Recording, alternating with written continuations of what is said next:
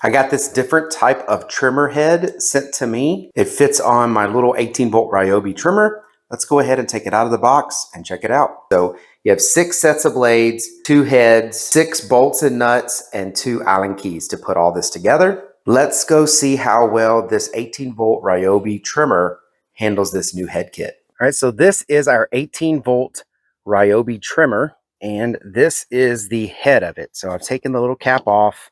This is the spool of string. So these heads aren't really designed to be changed. They didn't design it to be really removable. So a company decided, well, instead of making it removable, why don't we just adapt to the head that's there so you can use it in different ways.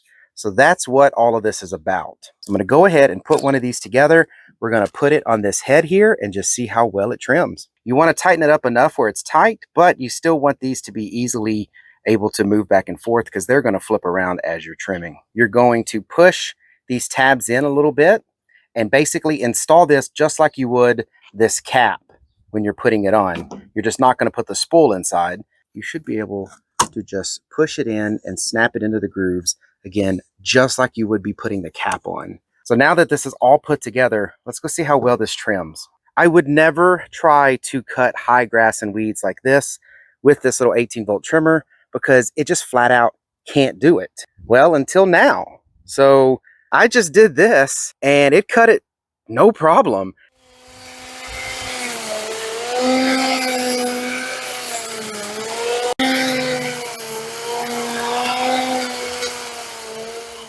Yeah, these blades basically turn this trimmer into a brush cutter. So here's a pretty crazy weed.